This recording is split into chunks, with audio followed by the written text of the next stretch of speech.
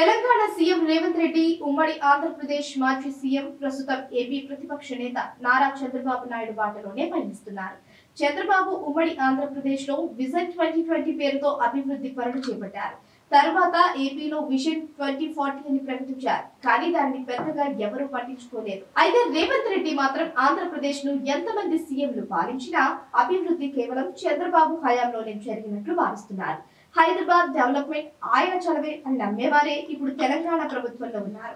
దీంతో సీఎం కూడా చంద్రబాబు స్ఫూర్తితో ఇప్పుడు విజన్ 2050 పేరుతో డెవలప్మెంట్ ప్లాన్ ప్రకటించారు. Mega master plan. తెలంగాణ రాష్ట్ర అభివృద్ధికి మెగా మాస్టర్ ప్లాన్ అమలు చేస్తారని సీఎం రేవంత్ రెడ్డి తెలిపారు. విజన్ 2050 దిశగా ముందుకు వెళతామని ప్రకటించారు. గత 30 ఏళ్లుగా రాజకీయాలు ఎలా ఉన్నా అప్పట్లో సీఎంలు చంద్రబాబు నాయుడు, వైఎస్ రాజశేఖర్ రెడ్డి, కేసీఆర్ గత ప్రభుత్వాల నిర్ణయాలని మరింత పటిష్టంగా అమలు చేశారని చెప్పారు. అందుకే ఔటర్ రింగ్ రోడ్, అంతర్జాతీయ విమానాశ్రయం, హైటెక్ సిటీ వంటివి అందుబాటులోకి వచ్చాయన్నారు.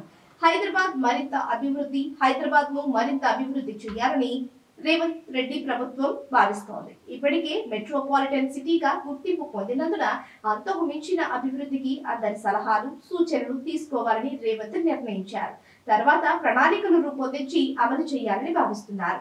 తొందరపాటు చర్యలతో నష్టం జరుగుతుందని ప్రభుత్వం భావిస్తోంది.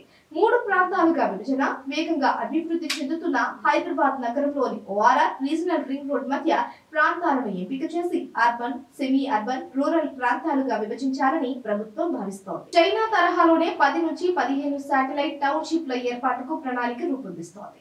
ఫార్మాసిటీకి కేటాయించిన స్థలంలో కొత్త నగరం ఏర్పాటు చేయాలని భావిస్తోంది. ఒకే చోట ఫార్మాసిటీ అని కాకుండా కాలుష్య రహితంగా ఫార్మా విలేజ్ లను వేర్వేరు ప్రాంతాల్లో ఏర్పాటు చేయాలని భావిస్తోంది.